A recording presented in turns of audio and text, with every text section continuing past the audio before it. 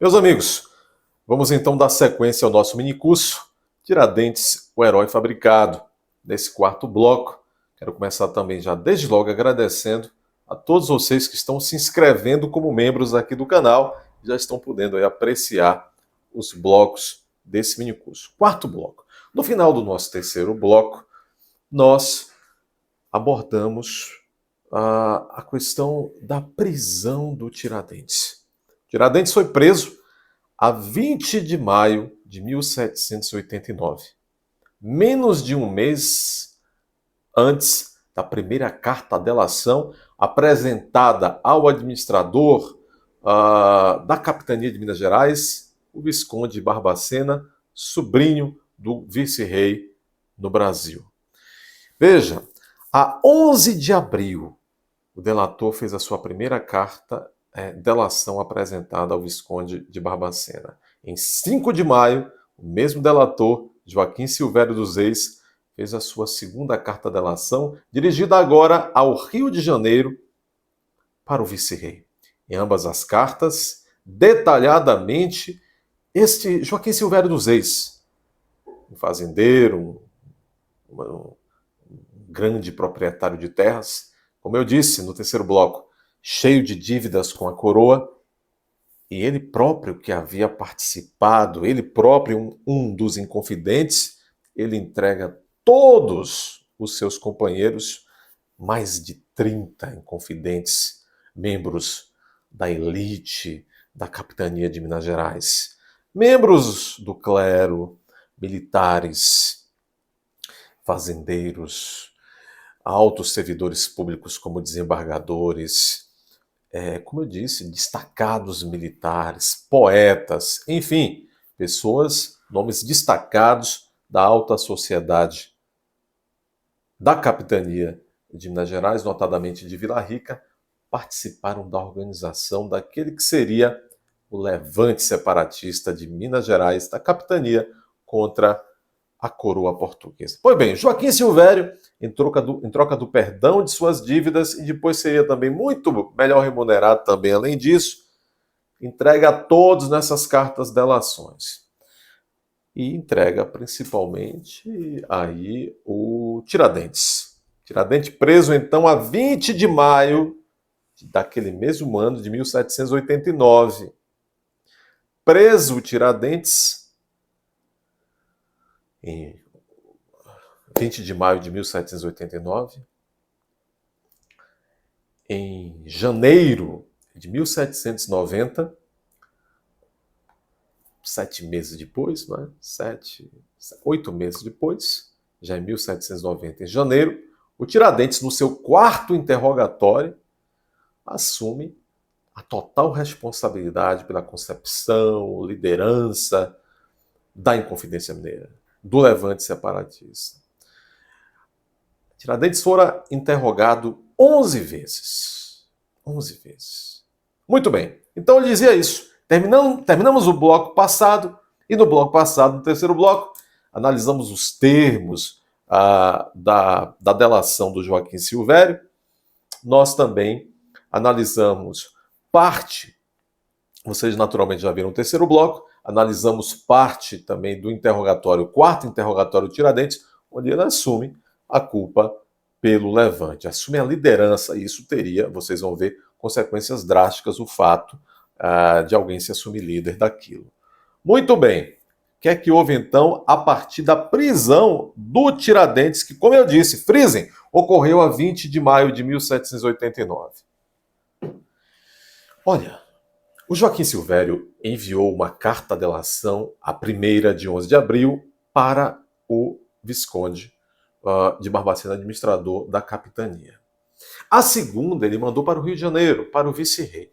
Isso é muito importante notar pelo seguinte: cada uma destas cartas, a que ele mandou para a mais alta autoridade de Minas, e depois a que ele mandou para o vice-rei na capital, então, a Minas Gerais, no Rio, né, que não era propriamente a capital do Brasil ainda, por óbvio, porque ainda era uma colônia, mas a cidade onde ficava o vice-rei. Cada uma dessas cartas, delações, meus amigos, vai se transformar numa investigação. E essa investigação vai dar origem também a autos de processo próprio. E aí vai haver aquilo que chamamos no direito de conflito de competência. Por quê? Porque Minas Gerais vai abrir os seus próprios autos de devassa, baseado naquela primeira delação de 11 de abril, e o Rio de Janeiro vai abrir os seus próprios autos também, baseado na delação de 5 de maio. Tudo isso de 1789. Dois processos, ocorre o chamado conflito de competência. Como é que resolve? Porque nós temos autoridades de Minas e autoridades do Rio de Janeiro querendo investigar o mesmo fato, querendo investigar as mesmas pessoas, sobre as acusações muito parecidas, o bem jurídico também era o mesmo afetado. Muito bem. Então, Dona Maria I, rainha de Portugal, para sanar este conflito de competência, manda ao Brasil, transfere momentaneamente para o Brasil. Olha como foi grave esse levante. Porque Dona Maria, a piedosa, Dona Maria I, ela manda para o Brasil o Tribunal de Alçada de Portugal. Tribunal importantíssimo, se não o principal órgão, vamos dizer assim, de jurisdição de Portugal. O Tribunal de Alçada de Portugal é transferido para o Rio de Janeiro para cuidar dessas investigações. E aí a situação realmente complica.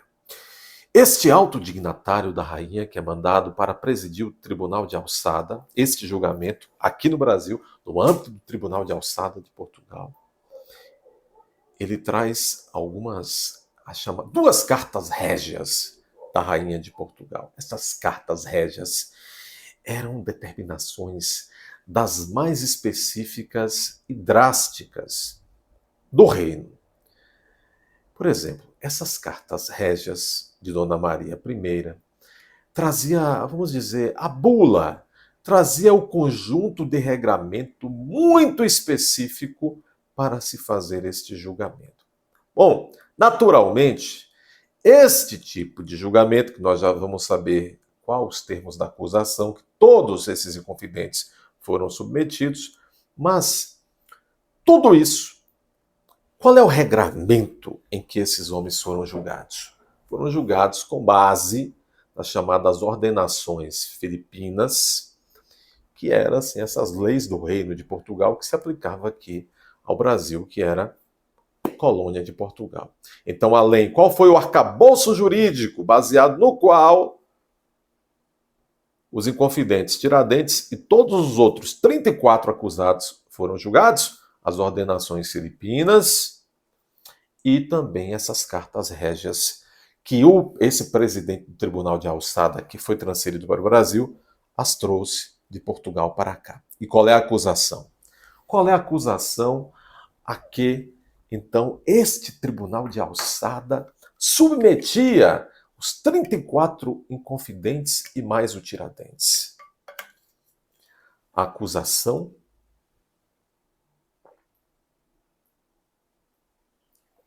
do famoso e drástico crime de lesa majestade. Um crime gravíssimo, se não o crime mais grave que podia ser praticado, com penas gravíssimas, como nós vamos verificar agora, né? Consequências gravíssimas, principalmente para aqueles contra quem fossem aí realmente comprovada a situação de liderança ou de lideranças. Vamos ver, então, do que se trata isso.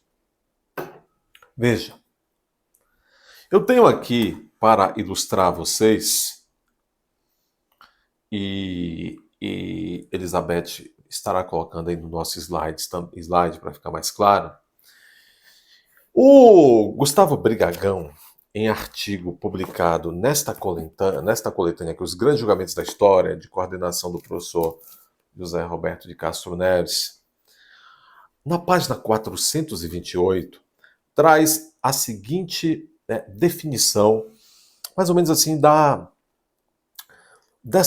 deste tratamento procedimental que foi dada a esta acusação contra os inconfidentes mineiros. Veja bem.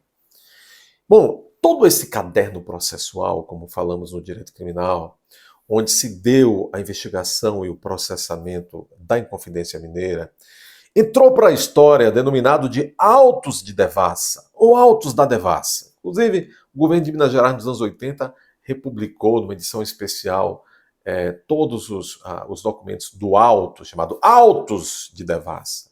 Veja, diz aqui o Rodrigo Brigagão, neste livro mencionado, na página 428. No processo de Devassa, as regras eram as seguintes. Inquérito e processo eram conduzidos pelos próprios juízes. Vejam, inquéritos, lembra alguma coisa? Lembram para vocês o Due Process of Law do Xandão, não? Inquérito e processo eram conduzidos pelos próprios juízes. Imaginem. Juízes e escrivães, permanecendo os acusados incomunicáveis e sem que os seus advogados pudessem atuar enquanto não finalizado todo o procedimento investigatório. Lembra alguma coisa aí para vocês, o que ocorreu em 2023, o que está ocorrendo em 2024, etc, etc, etc, no Brasil? Eu até coloquei autos da devassa igual ao due process of law, igual ao devido processo legal do Xandão. Olha que interessante, não é? Bom, então veja.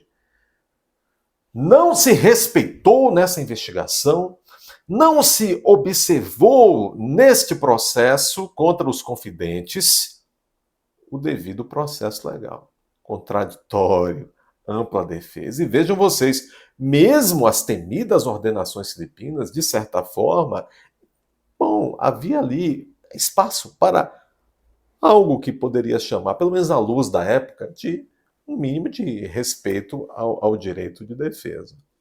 Mas este processo, não só porque as ordenações filipinas eram bastante drásticas, mas, sobretudo, porque as cartas régias, lembram-se das duas cartas régias que eu disse que esse presidente do Tribunal de Alçada que vem de Portugal para cá traz?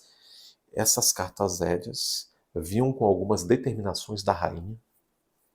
Abalou tanto o reino a descoberta desse planejamento, dessa articulação de separação de Minas do Brasil, que a rainha determinou: quero que eles sejam investigados e processados e condenados rapidamente, sumariamente. E além disso, a rainha mandou ali por meio dos seus altos funcionários determinações de que não fossem, de fato, observadas essas garantias individuais aos réus, ou seja, ampla defesa, devido processo legal contraditório, passou longe. Mas vamos adiante. Vejam, então eu dizia, qual a acusação, baseada então na legislação daquela época, em que, ou a partir de que, com base em que, qual a moldura jurídica penal com base na qual o Estado português investigou, processou e condenou esses inconfidentes mineiros? Vejamos o seguinte, veja bem, a legislação, a acusação, como eu disse, é o seguinte: crime de lesa majestade. O suposto movimento separatista que esses membros da elite de Vila Rica, a capitania de Minas Gerais, estavam organizando para separar, para declarar a independência da capitania de Minas Gerais de Portugal. Isso foi entendido como um crime realmente gravíssimo contra o reino, crime de lesa majestade. Mas vejamos, isso tinha previsão onde? Como eu disse a vocês, a legislação aplicável, o crime de lesa majestade, se encontrava previsto no título 2, no livro 5 das ordenações filipinas. Título 6, livro 5, portanto, das ordenações filipinas. E veja bem, título 6, então, dessas ordenações filipinas. Do crime de lesa majestade. Lesa majestade quer dizer traição cometida contra a pessoa do rei ou seu estado real, ou real estado, que É tão grave e abominável o crime que sabedores tantos estranharam que o comparavam à lepra, porque assim como esta enfermidade enche todo o corpo sem que nunca mais se pode curar. E o impece ainda aos descendentes de quem a tem, aos que com ele conversam. Né? Qual era a pena? A pena, pessoal, uma pena gravíssima. As penas, os bens eram confiscados, mas morte terrível e natural. Morte cruelíssima e natural. Veja, se punia este crime e se entendia este crime tão grave, se punia com a pena tão grave, porque, como a própria definição aqui do delito nas ordenações filipinas, o crime de lesa majestade, que era o crime contra o rei, contra a pessoa do rei, contra o estado do rei, ou seja, contra o rei, se buscava, de fato, aplicar uma punição exemplar, drástica, porque se temia que, se assim não fosse, se banalizaria e haveria várias tentativas, sempre, de se derrubar o rei, se atentar contra o rei, se atentar contra o reino, contra a coroa, etc., contra os territórios, a integridade do reino e tudo mais. Então,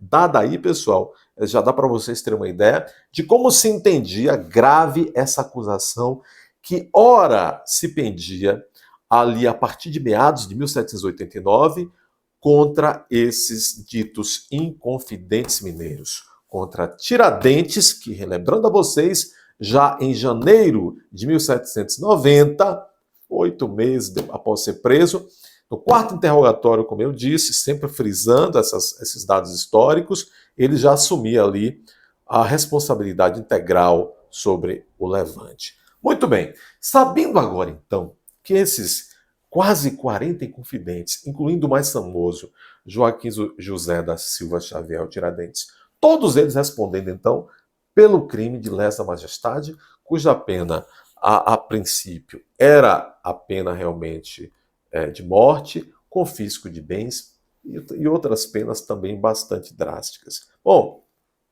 isso, pelo que nós estamos verificando,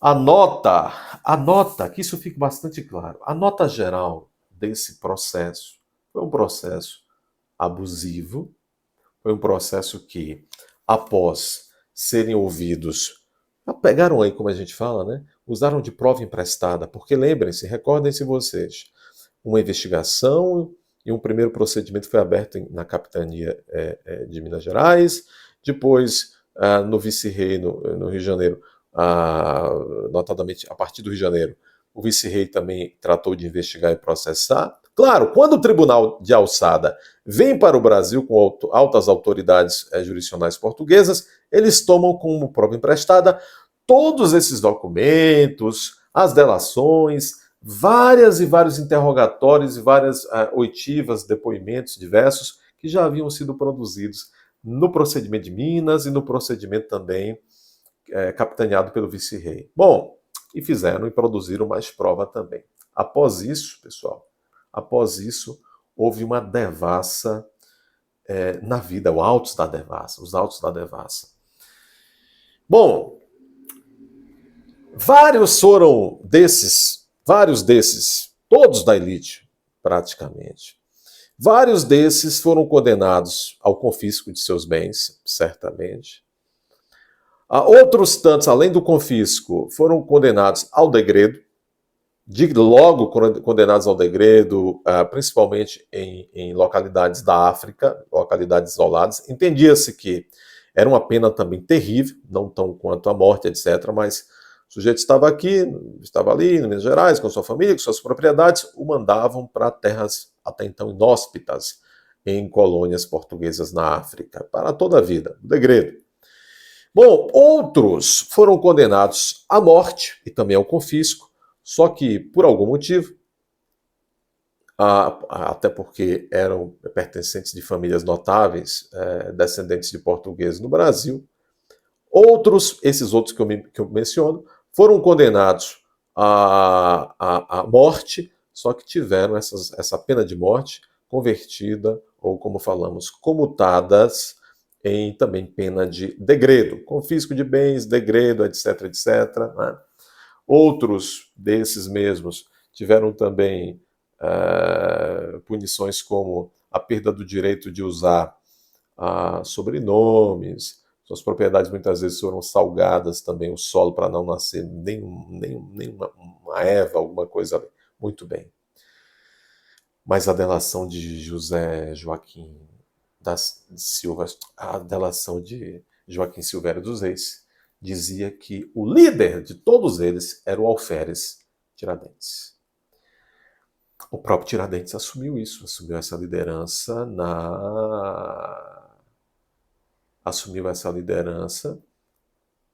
no seu interrogatório.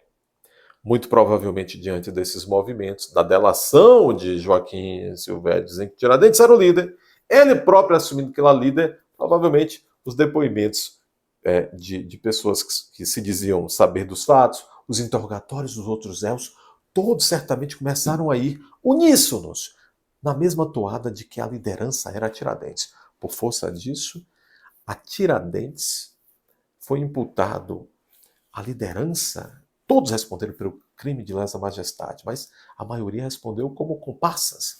A liderança mesmo, o mentor dessa tentativa de levante, segundo a versão oficial desses autos da devassa, fora o Tiradentes. E ao Tiradentes, além de confisco de bens e todas as outras penas acessórias horrendas daquela época, que também algumas dessas recaíam de maneira mesmo que reflexa sobre os descendentes, sobre familiares, a Tiradentes foi realmente decretada a pena de morte, além de confisco de bens, a pena de morte na forca. Determinou-se que seria enforcado, seu corpo seria esquartejado, era até um certo costume na época, e para dar exemplo, para desmotivar outras tentativas similares, após ser esquartejado, isso é a versão oficial. Depois nós vamos demonstrar que talvez não tenha sido bem assim. No Rio de Janeiro, então, Tiradentes foi enforcado, seu corpo foi esquartejado, essas partes que foram desmembradas foram salgadas, inclusive a cabeça, e foram expostas ao longo da estrada de Minas. Dizem que a cabeça fora exposta por algumas horas, mas que durante a noite roubaram essa cabeça que estava pendurada numa estaca, em praça pública, e nunca apareceu. Esse detalhe também é importante. O tal da história do furto da cabeça do Tiradentes e tudo mais.